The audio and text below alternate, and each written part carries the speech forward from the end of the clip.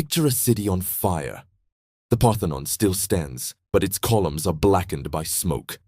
The streets that once echoed with philosophy and poetry now stink of famine and death.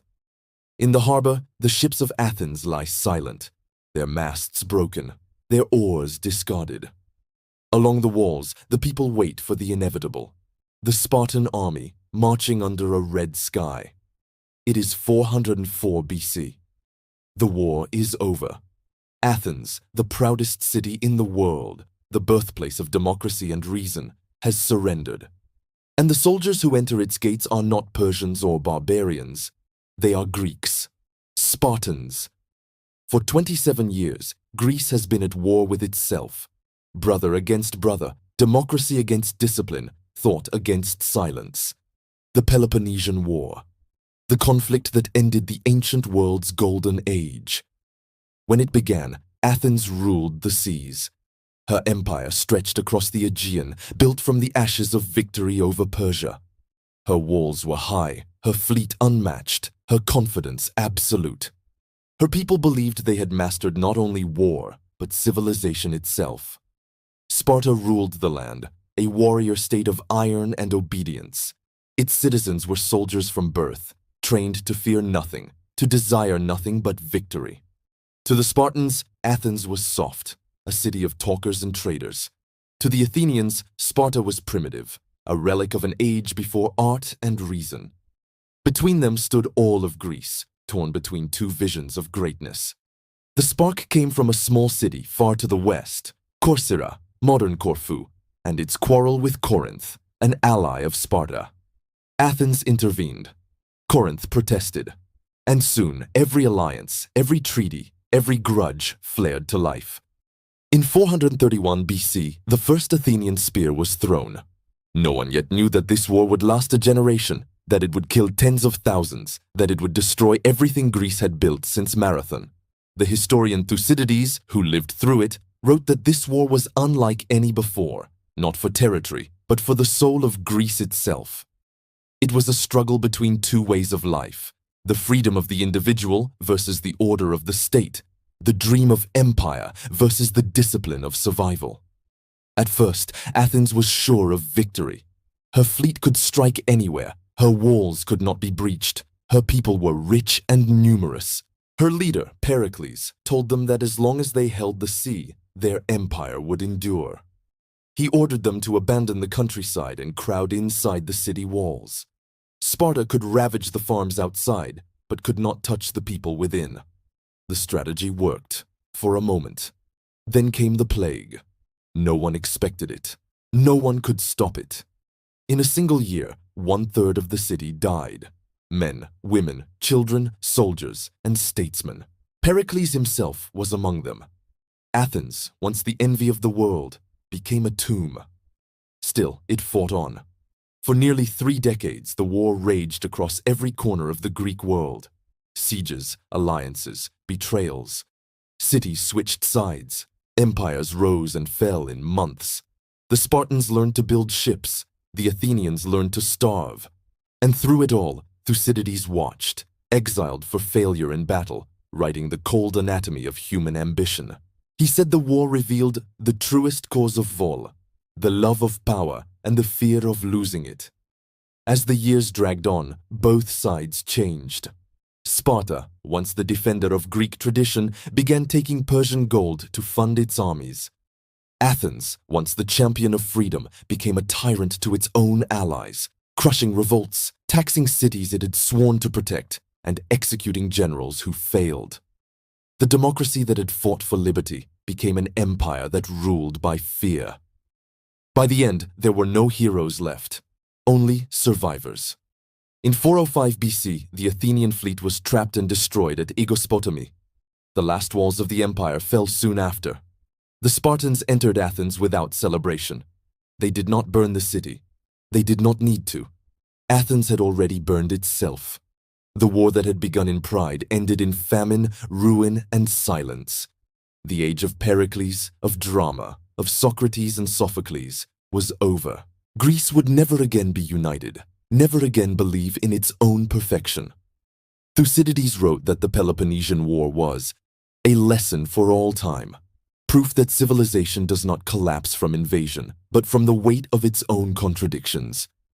And yet, to understand how Greece came to this, how a people who defeated the mightiest empire on earth turned their swords on each other, we must return to where it all began, to the two cities whose rivalry defined the world. Athens and Sparta, two visions of power, two faces of genius, destined to destroy one another. Before the war, before the plague and the famine, Greece stood at its height, a constellation of independent city-states united only by language, religion, and rivalry. The Persian invasions had come and gone. Marathon, Thermopylae, Salamis, each a miracle of courage that had convinced the Greeks they were chosen by the gods. The world beyond their shores looked at them with wonder. No empire, no king, no army could match the strange and restless energy of the Greeks. But the victory that saved them from Persia also planted the seed of their ruin. For in that victory, two cities had risen above all the rest, Athens and Sparta, and between them there could be no peace. They were not merely rivals, they were opposites, mirror images of everything the other despised. Sparta was ancient, severe, and disciplined. It sat inland, ringed by mountains, with no walls around it, because the Spartans said their warriors were their walls. From birth, their citizens were trained for war. Weak infants were left on the hills to die. Boys were taken from their families at 7 and raised in barracks, fed little, punished often, hardened to pain. By the time they were 20, they were soldiers for life. Their society was small, perhaps 10,000 full citizens, ruling over a far larger population of helots, enslaved farmers who worked the land. Every year, Sparta declared war on its own helots, giving young soldiers the right to kill without consequence, a ritual that reminded them who was master and who was not. Spartan women, unusually for their time, were strong and outspoken. They managed estates and raised warriors. When their sons went to battle, they gave them a shield and said, "With it or on it." Sparta had no art, no literature, no philosophy. Its only poetry was its discipline. Its only beauty was obedience. To outsiders, it seemed almost inhuman, a machine designed for survival. But that machine had saved Greece at Thermopylae. For 3 days, 300 Spartans had held the Persian army at the pass, buying Athens time to flee and regroup. The name Sparta became a legend. Athens, by contrast, was young, ambitious, and alive. Perched beside the sea, it pulsed with trade, argument, and invention. Its navy ruled the waves. Its marketplace, the agora, was the loudest in the world, filled with merchants, actors, philosophers, and politicians shouting over one another in pursuit of profit or truth. Athenians prided themselves on freedom. Every citizen, meaning every free male, could speak, vote, and stand trial before his peers. They believed their democracy was not just government, but virtue itself, proof that reason could replace tyranny. They loved drama, sculpture, and debate. They built the Parthenon not as a temple to power, but to balance. They believed the human form was sacred and the human mind divine. They invented tragedy and comedy, the mirror through which they examined their own soul. They turned geometry into philosophy, rhetoric into art, thought into theater. Theirs was a civilization intoxicated with itself. But beneath its marble surface, Athens hid a contradiction. The same democracy that praised freedom ruled an empire by force. After the Persian Wars, it led the Delian League, a coalition of Greek cities sworn to defend against Persia. The treasury sat on the island of Delos, and each ally paid tribute in ships, silver, or men. At first, it was partnership. Then, it became dominance. When cities tried to leave the league, Athens punished them. Its navy, meant to defend Greece, became an instrument of control. The tribute was moved from Delos to Athens. The Parthenon itself was built with money meant for defense. What Athens called leadership, Sparta called tyranny. And so, between them stretched a fragile balance of power. The land empire of Sparta and the sea empire of Athens. Each suspicious, each proud, each convinced of its own superiority. The tension was constant, like a bowstring drawn but not released. They had allies scattered across the Greek world, Corinth and Thebes siding with Sparta, Chios and Lesbos with Athens. Every skirmish between minor cities risked drawing in the giants. Thucydides, who would one day write their story, said that the real cause of the war was simple: fear. The Spartans feared the rise of Athens. The Athenians feared being caged. Both feared losing their vision of what Greece should be. For years, diplomacy held. Ambassadors came and went. Treaties were signed and broken. Each side tested the other through proxy wars. In Corinth, in Megara, in Boeotia. Then, in 446 BC, after years of conflict, came a brief respite: the 30 Years' Peace. It was meant to last a generation. It lasted 15. Because peace for both Athens and Sparta was unnatural. Athens under Pericles grew rich from its empire. Its fleet expanded. Its democracy grew more confident, even arrogant. Its orators praised Athens as the school of Hellas, a city destined to lead mankind. Sparta, suspicious of luxury, grew uneasy. Its allies complained of Athenian interference. Corinth, especially, seethed under Athenian trade dominance. The final spark came from far away, from Epidamnus, a small colony on the Adriatic coast. Civil war broke out there, and the quarrel spread to Corcyra and Corinth. Athens sided with Corcyra. Corinth appealed to Sparta. The alliances activated like a chain reaction. Armies mobilized, fleets set sail, diplomats ran out of words. By 431 BC, the bowstring snapped. Sparta invaded Attica, burning the farms outside Athens. The war had begun. But in truth, it had always been coming. Greece had grown too brilliant to survive its own light. Athens and Sparta were not enemies by accident. They were opposites by nature. The artist and the soldier, the thinker and the disciplinarian, the talker and the listener. One believed that freedom made men great. The other believed that greatness required obedience. Between them, the idea of civilization itself was being tested. The Peloponnesian War would prove who was right, and in the end, destroy them both. When the first Spartan army marched into Attica in 431 BC, the Athenians watched from behind their walls. Fields burned, olive groves crackled, smoke rose over the plain. But Pericles did not flinch. His plan was simple, logical, and cruelly pragmatic. Let Sparta burn the countryside. Athens would strike by sea. The city was invincible, he said, as long as it stayed behind its long walls, the massive fortifications that stretched from the Acropolis to the port of Piraeus. Inside those stone corridors, Athens and its navy would be untouchable. The Spartans could destroy the farms, but Athens could import grain from across the sea. Its empire was vast, its treasury full, its fleet unmatched. War, Pericles told them, was a contest of endurance. Let Sparta tire itself out. Let time do the killing. It was a strategy born from reason and doomed by nature. The countryside is filled with refugees. Entire villages crowded into the city. Livestock were driven inside the walls. Streets turned into camps. The air thickened with smoke, sweat, and waste. Athens, once radiant and orderly, became a cage of humanity. Then came the plague. No one knows exactly what it was. Typhus, smallpox, perhaps something else. But it spread with a speed and savagery that defied belief. Within days, the city was sick. Within weeks, it was dying.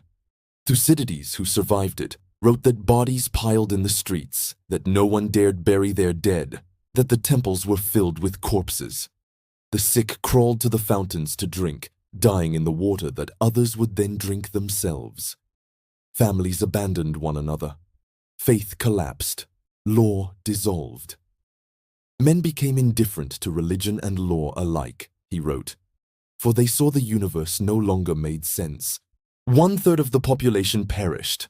tens of thousands of citizens, soldiers, and sailors. Among them was Pericles himself, the architect of Athens' greatness. With his death, Athens lost more than a leader. It lost restraint. His successors were not philosophers but politicians, men of ambition and impulse. Cleon, a fiery demagogue, promised vengeance and expansion. The assembly, desperate for victory, followed him. The navy struck everywhere, raiding the Peloponnese, capturing islands, enslaving populations. For a moment, it worked. In 425 BC, Athens seized the Spartan soldiers trapped on Sphacteria, an island near Pylos. For the first time in history, Sparta surrendered. Not an army, but men. The world gasped. The myth of Spartan invincibility cracked. Athens demanded high ransom. The balance of fear shifted. Sparta begged for peace. The Athenians refused. Power intoxicated them. They forgot that the war Pericles had warned would be slow could also turn. And it did. Sparta adapted. Under Brasidas, one of its few imaginative generals, Spartan forces struck north into Thrace, inciting Athens' allies to rebellion. The Athenian general Thucydides failed to defend one of the key cities, Amphipolis, and was exiled for it, a punishment that would give the world its greatest historian. Then, in 422 BC, both Cleon and Brasidas died in battle. Two demagogues, two symbols of pride and fury, silenced on the same day. The war ground to exhaustion. In 421 BC, both sides signed a truce, the Peace of Nicias, named after the cautious Athenian who negotiated it. It promised 30 years of calm. It lasted barely 6, because beneath the signatures the hatred still lived.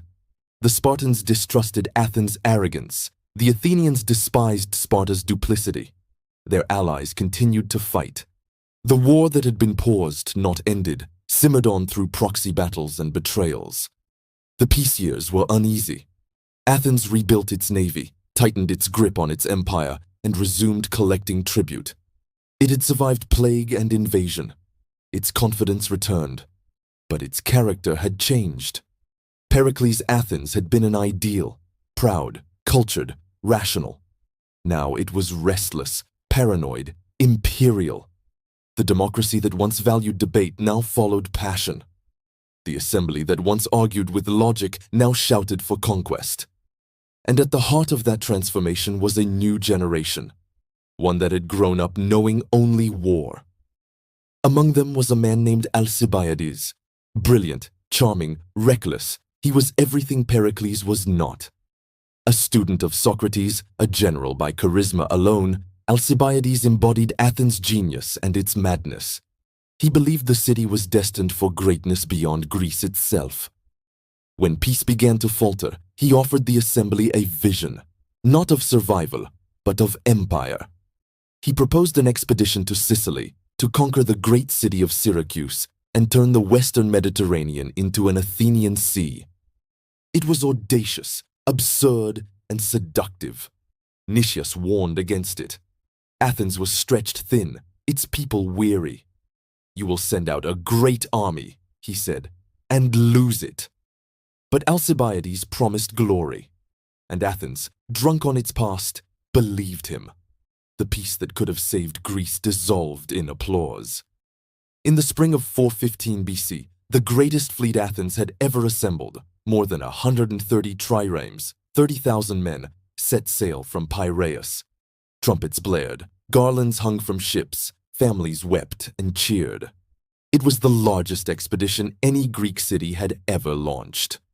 As the ships vanished into the horizon, Thucydides wrote that it was as if the entire city had sailed away. Behind them, they left a hollow Athens, ruled by hope and haunted by fear. A democracy at its peak, standing on the edge of catastrophe. The first war had ended in stalemate. The next would end in annihilation. Because Athens had forgotten what every empire forgets, that no victory is permanent and no city is immortal. It began as a dream, a new empire rising from the ashes of the old. In 415 BC, Athens prepared for the greatest expedition in its history, the invasion of Sicily. To the people, it was destiny. To the generals, opportunity. To Alcibiades, glory. The target was Syracuse, a powerful city-state allied with Sparta and rich in grain and trade. If Athens could take Sicily, it would control the western Mediterranean. It was an empire builder's fantasy, the kind that destroys empires. The expedition's commander was Nicias, cautious and unwilling. He had opposed the campaign from the start. His co-leader was Alcibiades, dazzling and ambitious, a man who could turn rhetoric into hypnosis. Athens chose both, reason and passion, hoping they would balance each other. But even before the fleet set sail, the omens turned dark. One morning, the Athenians woke to find the sacred statues of Hermes throughout the city. Symbols of travel and luck had been mutilated during the night. Noses, ears, faces hacked off. It was sacrilege. Panic spread. The people saw it as a sign of doom, an attack on the gods themselves. Rumors flew. Enemies whispered that Alcibiades and his drunken companions were to blame. He denied it, but his enemies in the assembly seized the chance. They accused him not just of blasphemy, but of plotting tyranny. Still, the fleet could not wait. Athens' pride demanded action. In a spectacle of trumpets and cheers, 130 warships and 30,000 men left the harbor, sails flashing in the sun. The city lined the docks to watch, as if witnessing its own apotheosis. Thucydides wrote that nothing like it had ever been seen, or ever would be again. The fleet vanished into the Aegean, and the city felt suddenly empty. Behind the pageantry, the fear remained. Then came the first blow, a messenger from Sicily. Alcibiades had been recalled to stand trial for the Hermes scandal. He knew what that meant. In Athens, trials were not judgments, they were purges. He fled, first to Thurii, then to Sparta. The man who had once been Athens' golden son now stood before its greatest enemy. In Sparta, Alcibiades offered advice the Athenians would never recover from. He told the Spartans to send aid to Syracuse, to fortify a base at Decilia near Athens, and to fight not with honor but with patience. Do to them, he said, what they once did to Persia. Athens had lost its strategist. Sparta had gained one. Meanwhile, in Sicily, the expedition faltered. Nicias delayed, debated, hesitated. The Athenians expected the Sicilian cities to join them. Instead, they united against them. Syracuse, alarmed, called for help, and help came. From Sparta, the general Gylippus arrived with reinforcements. A soldier of discipline and clarity, he understood what Athens did not. That war was not spectacle, but siege. Under Gylippus's leadership, Syracuse fought like a mirror of Sparta, methodical, unyielding. Athens, trapped far from home, struggled to supply its army. Disease struck again. Morale crumbled. The siege dragged on for 2 years. Each side built walls around the other, each trying to encircle the encircler. Thucydides called it a contest of walls. It was the perfect symbol for a war that had trapped all Greece inside itself. Back in Athens, the news grew worse. Nicias begged for reinforcements. Against all logic, the assembly sent them.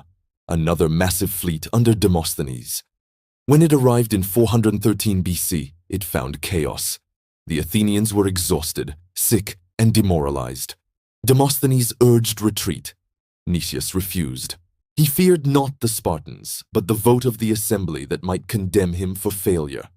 Pride chained him where wisdom begged him to flee. Then came the final disaster, the Battle of the Great Harbor. In the narrow waters outside Syracuse, hundreds of ships clashed in a storm of bronze and fire. Ramming prows, shattered hulls. Rowers drowned in the dark. The noise of oars and screaming filled the air. At last, the Athenians broke. The survivors fled inland, abandoning their ships, their dead, their wounded. Syracuse's cavalry hunted them down. The 2 Athenian generals, Nicias and Demosthenes, were captured and executed. Of the 40,000 men who had sailed to Sicily, few returned. Those who did were broken. The rest perished in quarries, starved and exposed. Their empire's dream turned to dust. When word reached Athens, the city fell silent. No one wept. Thucydides wrote, "They mourned not for the dead, but for themselves." The disaster was beyond mourning. It was not just an army that had died, but the spirit of Athens itself. In the years that followed, everything collapsed. Allies revolted. Tribute stopped. The Persians, long humiliated, began funding Sparta's fleet. Athens' empire shrank to its own shores. Alcibiades, ever restless, would change sides again, fleeing Sparta after seducing the king's wife, joining the Persians, then returning to Athens in triumph, only to be exiled once more. He was the perfect symbol of his city, brilliant, treacherous, and doomed. The Sicilian expedition marked the turning point of the Peloponnesian War. Athens had been the teacher of Greece. Now it became its warning. The same democracy that once questioned everything had believed a lie because it was beautiful. Socrates, who lived through it all, said later that the war revealed the danger of opinion without knowledge. Athens had mistaken confidence for wisdom and ambition for destiny. The empire that claimed to be the school of Hellas had burned its textbooks and sailed into myth. Sparta could not have invented a better victory. It had done nothing but wait, and Athens, blinded by its own reflection, had destroyed itself. But the war was not finished. Not yet. A city that had conquered the sea would not drown quietly. For another decade, Athens would fight on, defiant, starving, and desperate, until the last of its ships sank beneath a Spartan dawn. The Sicilian disaster was not just defeat. It was prophecy. The golden age of Greece had ended, and the age of consequences had begun. After Sicily, Athens should have collapsed. Any other city would have. Its army was dead. Its navy was destroyed. Its treasury is empty. Its empire revolted. Sparta's armies stood ready, and Persia, the old enemy of Greece, now sent gold to Sparta's coffers. And yet Athens refused to die. It was as if the city, broken and bleeding, still believed its own myth. The people gathered in the assembly, argued, shouted, and decided to fight again. They melted statues to rebuild ships. They taxed the rich, conscripted the poor, and sent new fleets to reclaim what had been lost. The Athenian spirit, arrogant, stubborn, magnificent, refused extinction. But the world around them had changed. The allies who once paid tribute now rebelled. The Delian League dissolved. Islands that had called Athens their protector now called her tyrant. The democracy that had built an empire now ruled only itself, a shadow of its former light. And yet, into this ruin stepped a familiar name. Alcibiades, the man who had fled to Sparta, betrayed Athens, and seduced kings, somehow found his way back. He had convinced a Persian satrap, Tissaphernes, to support him and promised Athens a return to glory. In exile, he had grown shrewder. He offered strategy, diplomacy, and the illusion of redemption. Desperate, Athens welcomed him home. Under his guidance, the fleet rallied. The Athenians won a string of victories at Abydos, Cyzicus, Byzantium, naval triumphs that seemed to erase the memory of Sicily. For a brief moment, the old Athens flickered back to life. Crowds cheered his name. The city crowned him general and imagined that fortune had changed its mind. But fortune does not forgive hubris twice. In 406 BC, Alcibiades left the fleet to oversee defenses inland. In his absence, the Athenians fought the Battle of Arginusi and won, but at a terrible cost.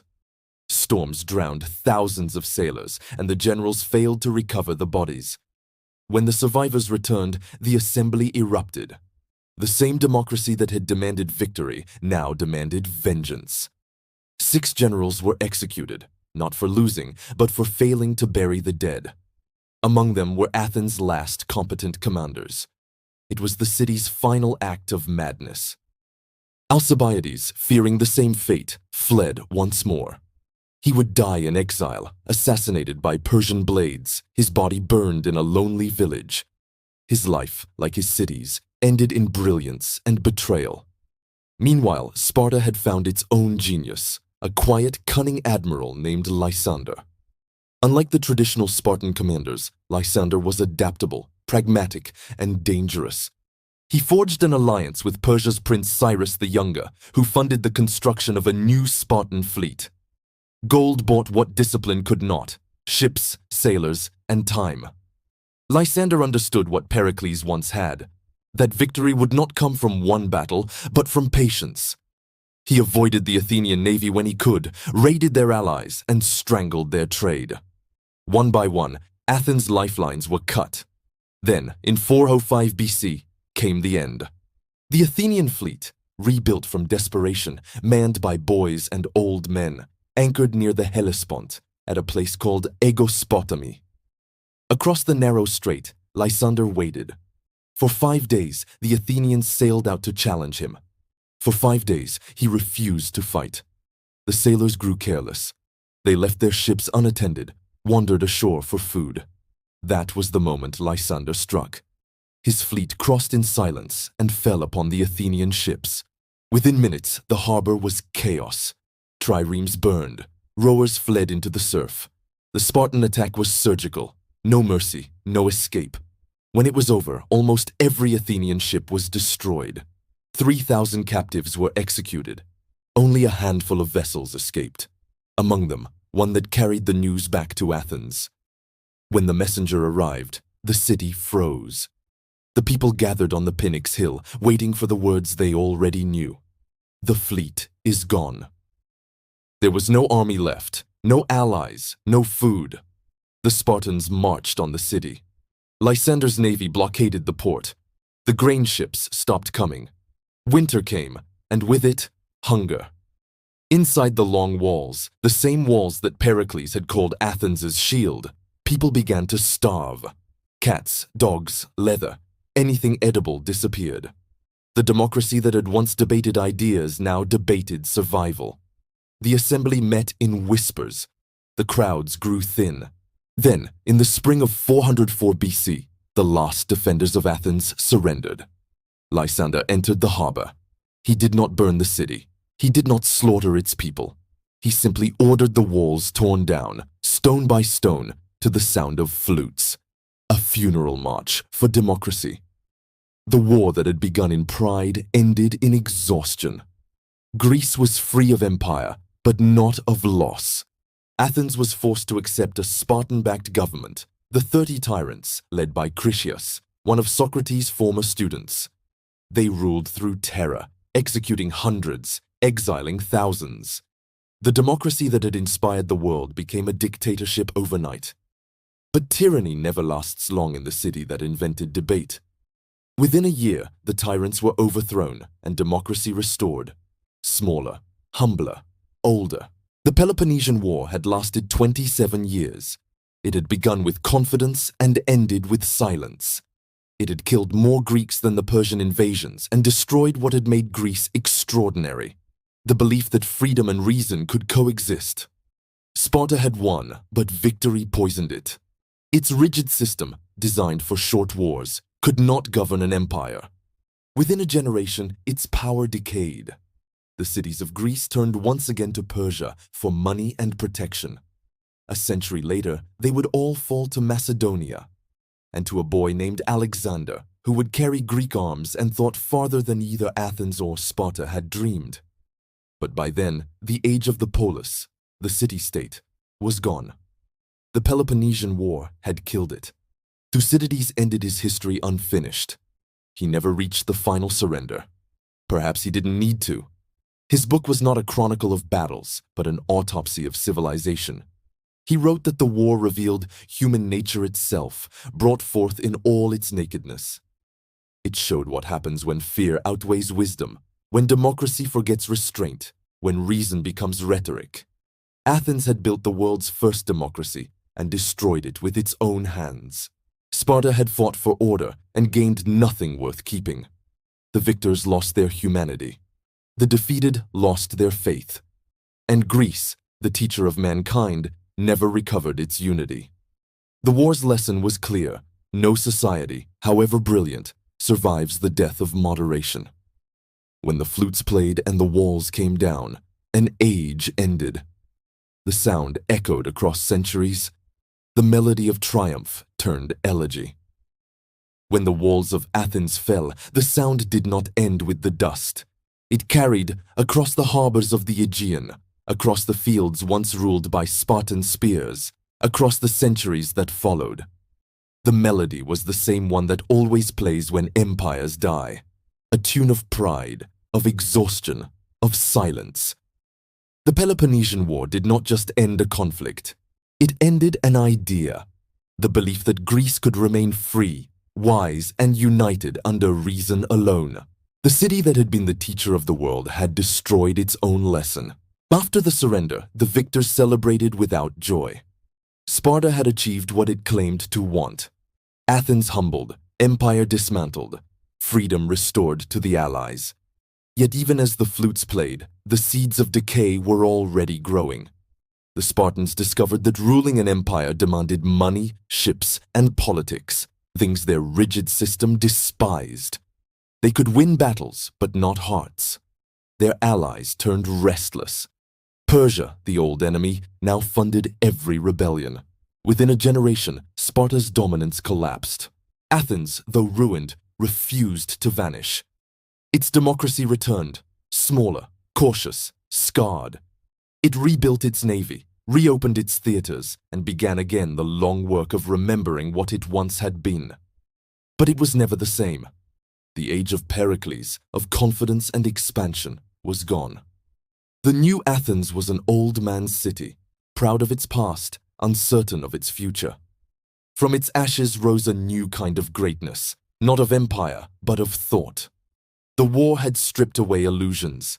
It had shown that men are not guided by ideals alone, but by fear, greed, and pride. Out of that disillusionment came philosophy. Thucydides had seen it all, the plague, the speeches, the fall. He wrote without poetry, without gods, without consolation.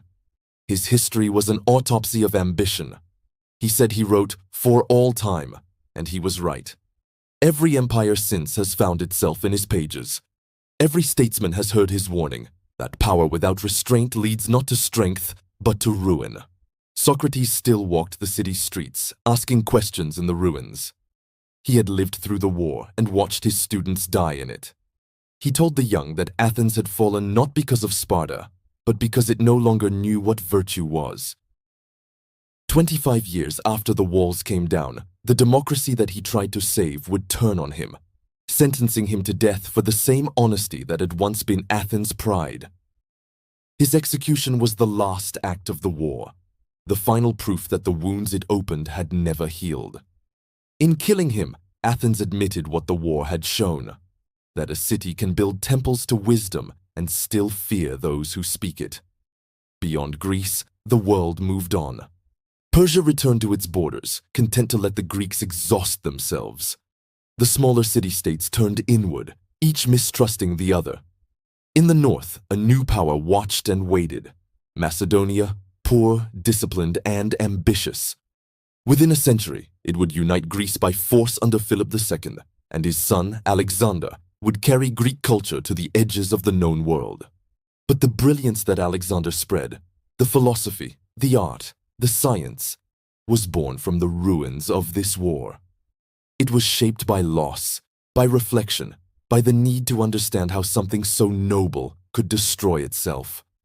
The Peloponnesian War had turned Greece from a nation of warriors into a civilization of thinkers.